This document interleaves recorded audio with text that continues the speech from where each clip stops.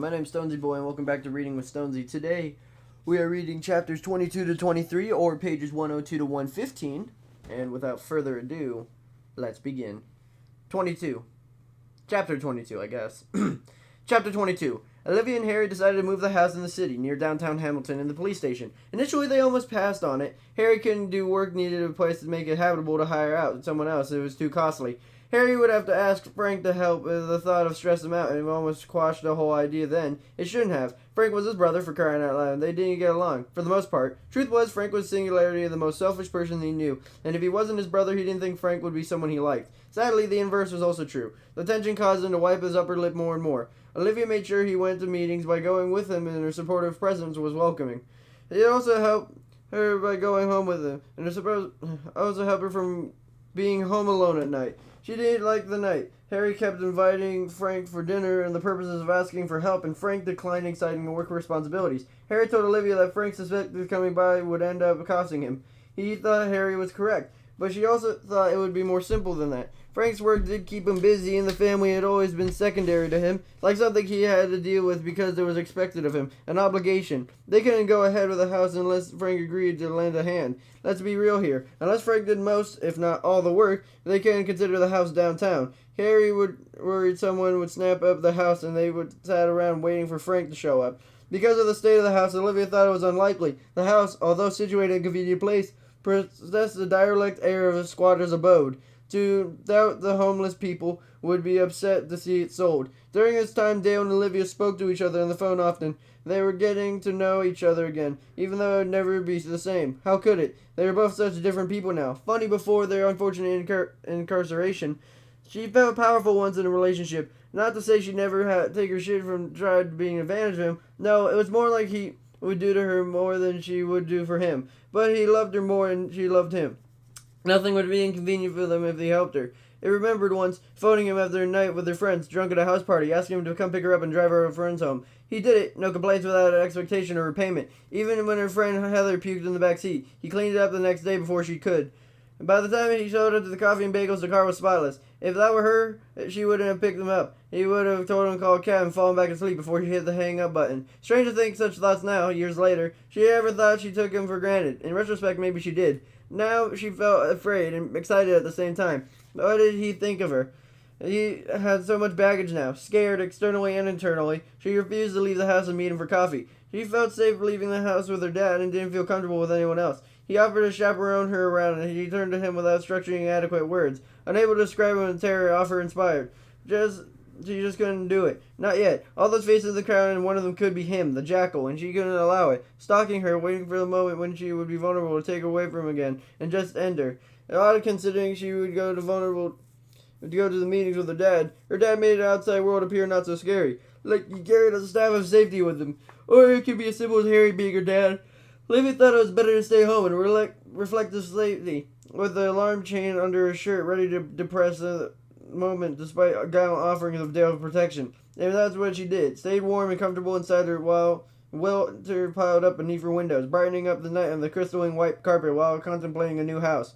She studied the floor plans, dreaming of what she would done to make it more secure. She wanted to be impenetrable to those unwelcome. They were needed Frank's help to make a place habitable first. When he agreed to come over for dinner, it took them both by surprise. Harry and Olivia prepared a roast dinner with Yorkshire pudding, one of Frank's favorites, and intended to stuff him into a stupor, and he could really agree to assist him in restoring the house at a significantly discounted price.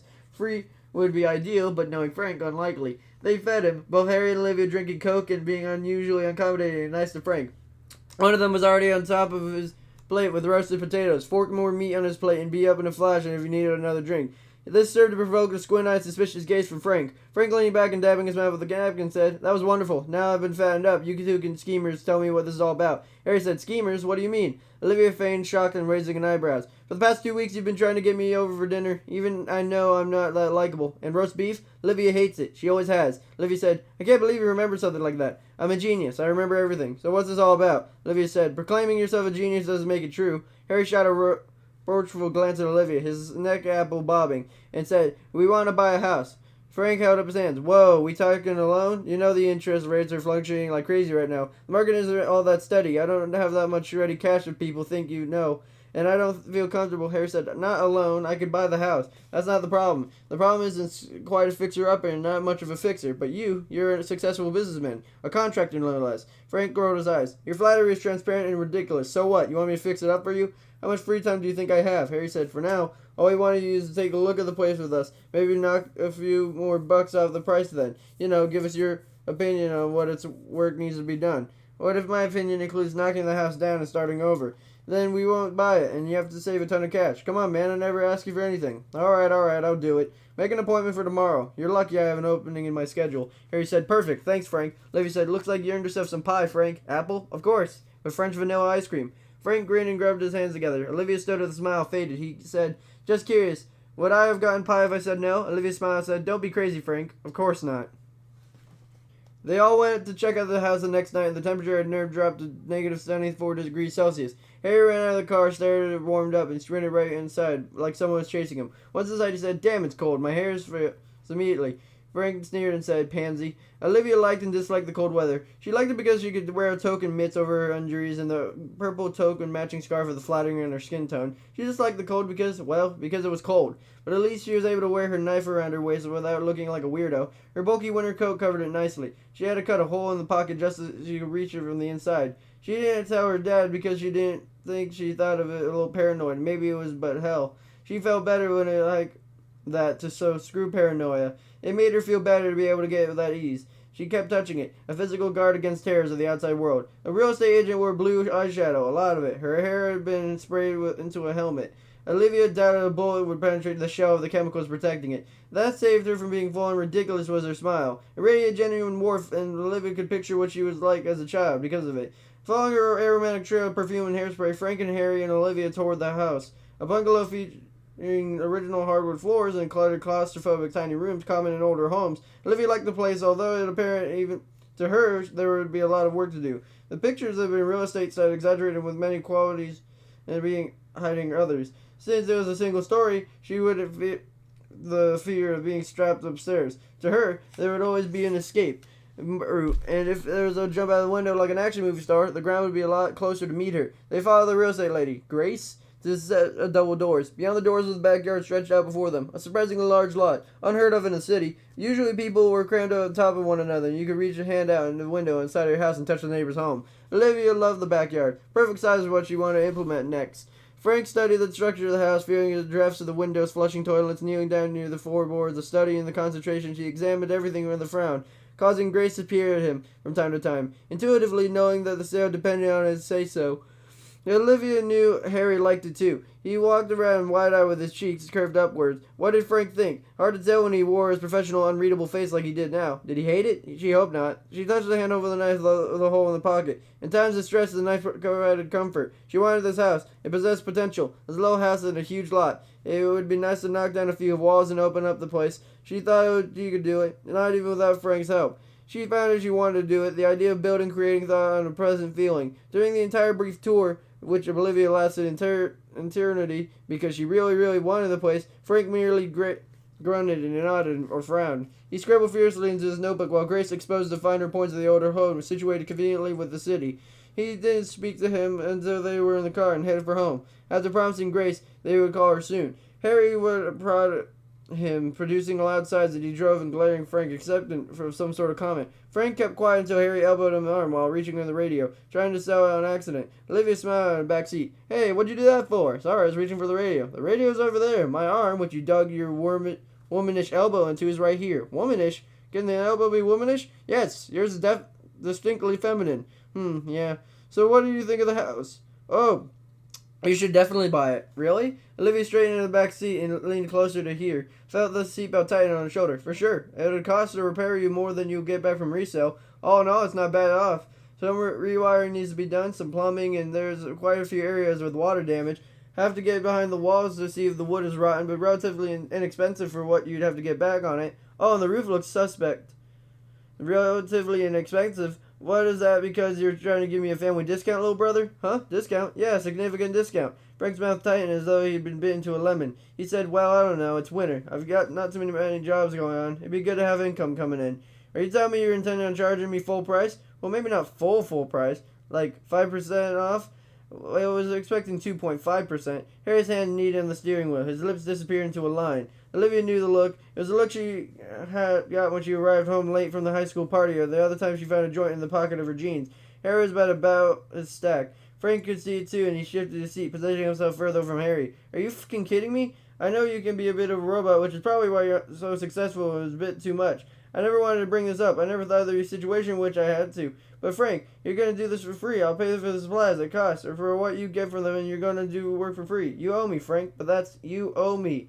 Who gave you the money to start your business, huh? No bank would give you the money, remember that? It was me, Frank. Me working 2 jobs, going to school, and I gave you all my savings. Did I charge you interest on it? Did I complain about it even though I went into debt on the student loans? I didn't work 2 jobs to go into debt, Frank. I worked 2 jobs to pay for school. I did that for you. Now here I am asking for help, and you sit there wanting to make a fucking profit off of me. No way, man. No fucking way you're going to do this, and by God, you're going to like it. They drove in silence. Olivia could hear her father shaking.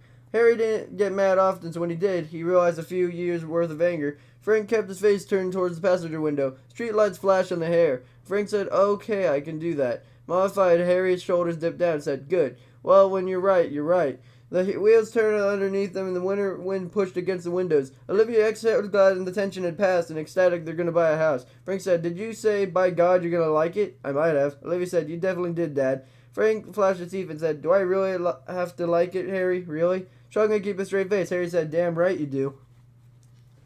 Chapter 23. Jen's reality had been knocked loose in the mornings while in captivity. Being returned home free of the torture didn't return to her in her former self. That person died in that house. At home now, she would pass hours in Fueg, sitting in the kitchen, the coffee forgotten in her hand, her breakfast untouched before her, and she would be aware of the family moving around her. They would speak to her, ask her questions, yet the voices took forever to reach her. She answered her mom's question of whether she wanted a toasted jam and breakfast and realized her mother was no longer in the kitchen. The question had been asked for hours before. She didn't wonder if she had lost her mind. She knew it. She had lost it in the pink room where illusions of safety and privacy of her own body were stripped from her by men in animal masks. Voracious men, delicious and unlimited appetites. Men who made a meal of her flesh. How do you return from that? You can't. Every time you step in her head, returned to view and reminded her of the room of those men. Physically, she came home and she was welcomed with tears and hugs from her parents and her 2 sisters. Mentally, she never left the cotton candy room. She knew her parents worried about her. She heard them talking in the night, wondering what to do. She wished she would tell them about anything to relieve them of the pain. Jen found it difficult to differentiate between the real world and the bunkhouse of the inner mind. The place she created where she could disappear to from the men. The floaty plane where the times it seemed to be hovered around her own body, witnessing transgressions against her flesh and her mind, wouldn't reach from any sympathy for. As though she were watching it on TV, the director failed in developing empathy for the main character. Her sisters had been overjoyed to see her. They talked to her through where old Jen, using jokes and sarcasm to communicate. It wasn't the old Jen when the words wouldn't reach her and they were young and did not have a patience or ability to break through the shell she constructed, and soon found themselves back in the old routines, hanging with friends, going to parties, essentially doing all the things they did before. And during Jen's disappearance, Jen, cognizant of her siblings distancing themselves, couldn't do anything to stop it, or nor did she summon the energy to do the effort. Better to float along, stop it, nor to summon the better float along passively than participate in the rest of your life. Her parents did not know her to do nothing but do their best to make her feel loved and safe. They were stunned and overjoyed to have her back and be convinced that she was dead, and they were getting so used to her being home and alive. For years after she disappeared, her parents would lie in bed comforting each other, whispering kind platitudes about her daughter being alive, while believing the dread certainty of the daughter mouldered in a shallow grave in the field of somewhere. It was a new and welcome experience to leave her home and safe. Most of the time her mother spent the day sitting beside Jen, nearness being the only company her mother craved. Had been 2 months since she had been freed of the nightmare, and although she had been captive for as long as Olivia, she didn't endure over 2 years of cruelty under both of their hands and felt dirty, guilty, and not yet part of the normal world. Jen loved having her mother near her. She wanted to tell her that, but by the time the words passed her lips, she would see shadows pool in the room, and she would be alone, her mother having left hours ago. She had seen the jackal in her hallway once wearing nothing but a mask and winter boots wet in the snow. An illusion. She knew it because they're so often not that. The gorilla would be right behind him, grunting while squeezing his erection in his fist. The gorilla wouldn't be there. Olivia had killed him, and even the cops said so. When they appeared in her imagination and stand before her, her eyes would widen, and remaining hand would caress the hard and puckered skin of her stump. She would blink, and they'd be gone. Not even a wetness on the boots remained on the floor.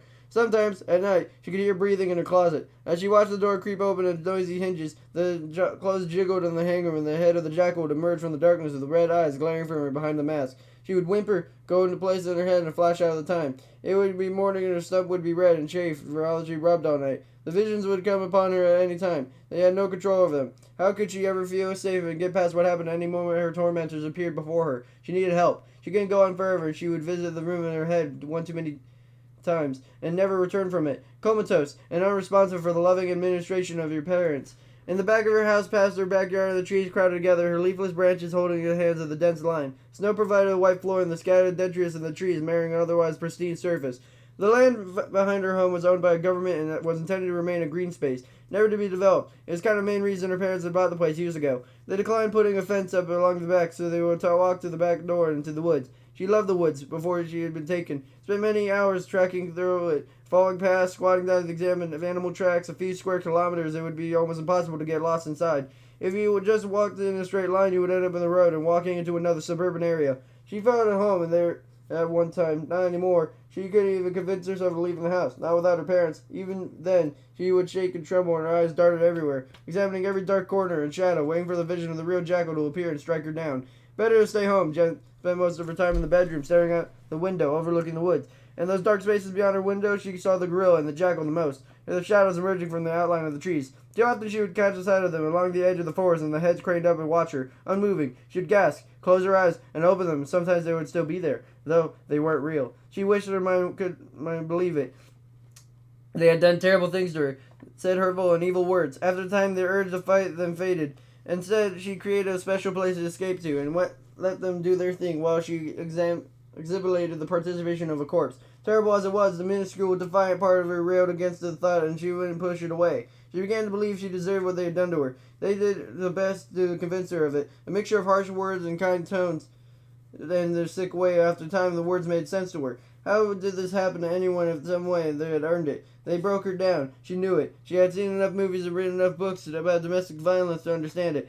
Their constant barrage of degradation wore at her armor, and once she decided to deserve whatever they would do to her, it became easier to submit, participate, never stop fighting them? Absolutely. The ghost of their cruelty haunted her and appeared in her house, in her closet, most often from the woods. They had no corporeality. The only substance they possessed was what gave them in their mind.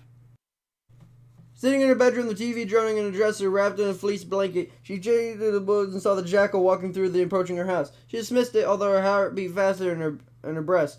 Her mother turned to the vacuum downstairs. Usually something stayed home with Jen. Her mom and dad rotated the duties, changing their holidays at work and burning through the sick bank to be with her. Could her mom see him? As she looked outside, would she see him striding through the trees? He shook her head. Remember, Jen, it's not real. She exhaled, closing her eyes, opened them, and she made his way to the house. She grasped but knew it couldn't be real. He maneuvered through the woods, wearing a dark coat, work jeans, boots, and gloves, the jackal's head tall and proud on the shoulders. She frowned. Almost every time she imagined him, he wore the mask and boots, never closed. Sometimes the gorilla would show up trailing the jackal, sometimes like now, but the jackal disappeared.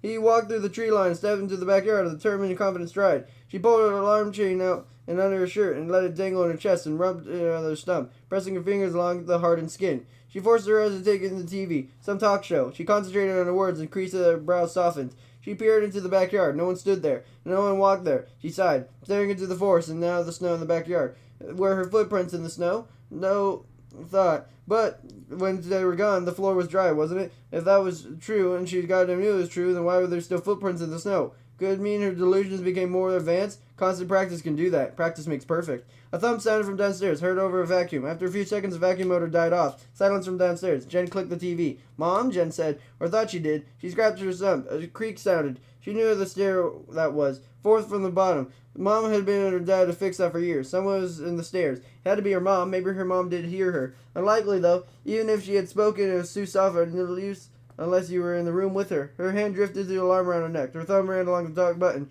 She cleared her throat and said, Mom?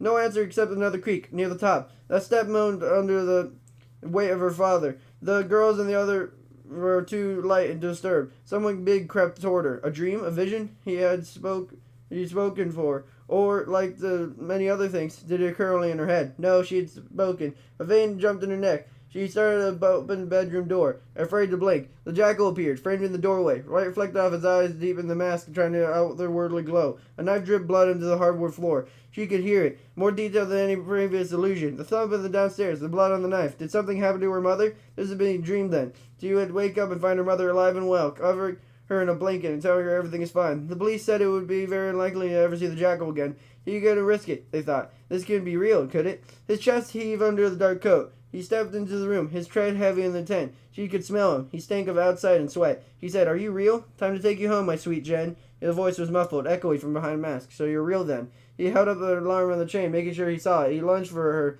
He pressed the button. She whispered, "The cops are coming." He said, "Bitch." He clutched through the chain into the fingers and wrenched it from her. How long could it take from there? No way now unless she waited for them. He was not going to do that. Pressed for time, he would make a quick escape. If he took her with him, and realization clouded the brewing storm behind his eyes. No need to panic. Time to get creative. He said, "Change of plans then." He grabbed her chin in his left hand and squeezed, holding her steady. Fear and acceptance rattled inside her frame. Afraid of death, yet relieved her damaged self would and have to struggle any longer. Easier to give in, to quit, than to fight. Better to submit. He raised his knife and stared into his eyes with Bulvatine placidity. In one swift movement, he swung his knife and buried it deep in the top of her head to sink into the softness of her brain. Blood sprayed out her nose, and she sank into the darkness with a gurgle. The jackal had to get out of there. He wasn't expecting the alarm and knew how lucky he had been when he pressed it earlier. He could be on his cuffs right now, and the jackal mask ripped off of him when the world could see him. To know him. Luck was like this and couldn't last. Still, he had one last thing to do. It came with him with a sudden impression and the struggle to get his knife out of her skull. He wriggled it back and forth and pulled it free, a squirt of blood following it. She went to work with it. He rushed through, wanting to move fast, wondering when the cops would be there, and he would even be doing this extra work at all. But when he started something, he hated to quit before he was done. He thought he worked fast, but it felt like forever before he was finished. Time to move slow under stress. When he eased out of the back door, the sirens were all the same distance away. He set off through the woods. When the trees enfolded him to remove his mask, he took off his irreversible jacket and turned it inside out, and now it was red, blood red. After putting his gloves inside the mask, he stuffed it inside his body and zippered up the jacket. He pulled his toque out under the pocket and put it on. Now he had been just a dude going for a stroll in the woods. When he came upon a small river, he walked in slow-moving water and the ice building along the shoreline. He made it to his car without seeing one policeman or police cruiser. He felt pretty good. Although it didn't work like he had planned, under the circumstances it turned out better than he had every right to expect. And now he knew about the alarms around the necks. He would have to work a way around those. He still wanted a girl in his pen, and Lucy was out there, running free. She wouldn't be easy to get to. After the mess he left behind here, but a lot more security for the remaining survivors. He would have to expect increased police presence, and who knew what personal protection they would employ. Interesting times ahead. He would wait for them. Wait until they lost interest and they did for Jen, and given enough time they would do it again. Or he would go take Lucy, Olivia now, before the cops got organized. He rejected the thought before it fully formed. He wasn't ready yet. Not for her. In a very positive frame of mind, he contemplated the mentality of rejuvenating effects of murder. He certainly felt better. Hell, he felt magnificent. He drove home listening to the angelic voice of Anna Maria. And that's the end of that. So, that was definitely something. But we gotta go do our new thing. Control C. Go down to here. Control V. Boom! So next time we are reading pages 116. No, not that. 116 to 142. And or chapters 24 to 26. So, that's going to be a long episode. I hope you guys have a super fantastic, wonderful day. People like me fishing. Make sure to like, comment, and subscribe. And I'll see you guys next time.